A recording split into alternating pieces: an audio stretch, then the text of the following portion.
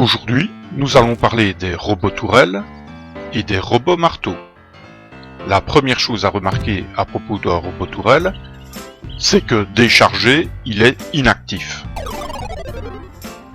Le second type de robot, c'est le robot marteau, qui lui utilise un principe de corps à corps. Contrairement à la tourelle portative, ce dernier est actif tant qu'il possède des points de durabilité. Intéressons-nous d'abord à la tourelle portative.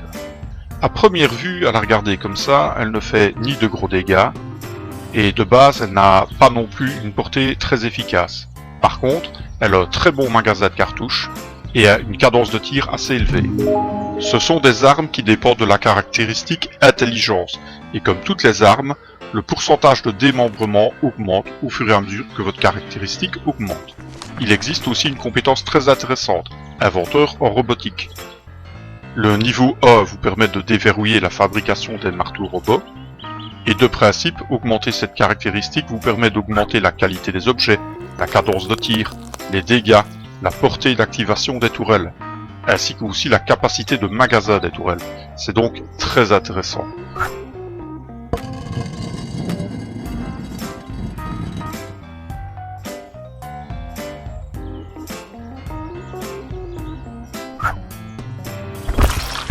Au niveau 4 de cette compétence, vous gagnez même une faculté.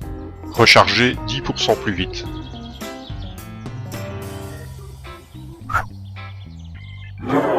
Et enfin, au niveau 5, vous rechargez 20% plus vite, mais en plus, vous gagnez la capacité d'activer 2 tourelles ou 2 marteaux robots en même temps. Apprendre à modder une tourelle convenablement est donc aussi très important. Voici une composition personnelle. Les modes les plus intéressants à adjoindre à une tourelle sont sans doute les modes chargeur.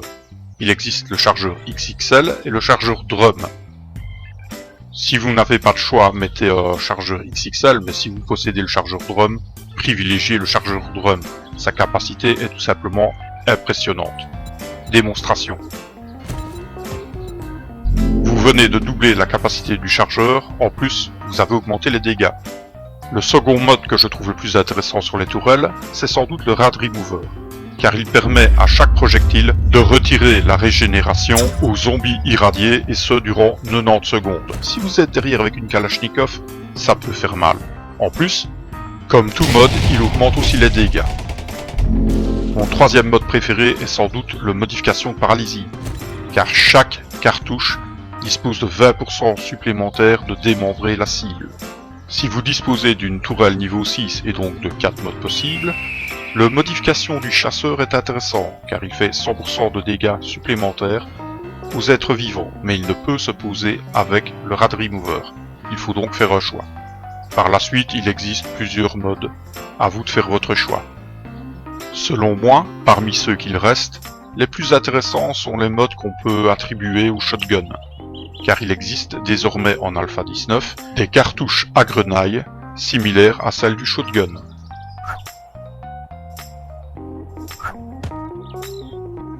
Passons maintenant aux munitions. Il existe les munitions standards. Désormais, il existe les munitions AP. Elles ont de meilleurs dégâts à distance, elles infligent un malus à l'armure de la cible, et elles ont une meilleure portée. Cependant, elles dégradent plus fortement les tourelles. Les cartouches à grenaille, elles, ont une très mauvaise portée, elles donnent un bonus d'armure à la cible, et en plus elles font de très mauvais dégâts. Chaque cartouche projette cependant 8 plombs, qui sont autant de projectiles. Peut être intéressant avec un Rad Remover. Tout dépend en fait de l'usage que vous voulez faire de votre tourelle. Une autre particularité des tourelles, c'est leur visée. Les tourelles ont une visée laser, et non caméra, comme les tourelles automatiques. Le désavantage de la visée laser, c'est que si vous vous mettez entre votre tourelle et un zombie par exemple, vous vous interposez entre le laser et sa cible et votre tourelle ne tirera pas. Avantage de la visée laser, c'est que les tourelles peuvent tirer à travers les barreaux, contrairement aux tourelles auto à visée caméra. Parlons maintenant des marteaux robots. Comme les tourelles, ils sont portatifs et peuvent donc être actionnés en main. Ils disposent d'une bonne cadence de frappe et frappent tant qu'il leur reste des points de durabilité. Comme les tourelles portatives, on peut leur attribuer différents modes. Il s'agit maintenant de sélectionner les bons. Voici mon choix personnel. Le mode tige enflammée, car il donne un bonus de dégâts comme tout mode, et en plus, quelle classe. Ça vous permet d'enflammer vos ennemis. Chose bizarre, quand vous posez le marteau, l'effet flamme disparaît. Je n'ai pas assez de recul pour savoir si les effets, eux, disparaissent. Dès que vous le reprenez en main, l'effet flamme est bien là. Le second mode que je choisirai est le Rad Remover, pour sa capacité à ôter la régénération des zombies irradiés pendant 90 secondes. Un autre mode très intéressant avec le marteau robot, c'est la modification de structure renforcée, car il réduit la dégradation de 25%. Comme votre marteau devient inactif quand sa durabilité est terminée, c'est un très bon mode. A nouveau, la modification du chasseur peut être intéressant, cependant il ne peut se mettre avec le Rad Remover. Il faut donc choisir. Faute de mieux, vous pouvez toujours attribuer des modifications destinées aux outils. Bon, l'utilité n'est pas vraiment flagrante, mais quitte à ne rien mettre, un mode augmente toujours les points de dégâts. C'est toujours mieux que rien. Les marteaux robots sont très pratiques pour faire chuter les zombies lors d'un parcours. Avec une haute caractéristique d'intelligence et une bonne compétence, cela devient des armes mortelles. Les robots tourelles et les robots marteaux sont de parfaits compagnons. Il ne vous reste plus qu'à devenir des as de la robotique.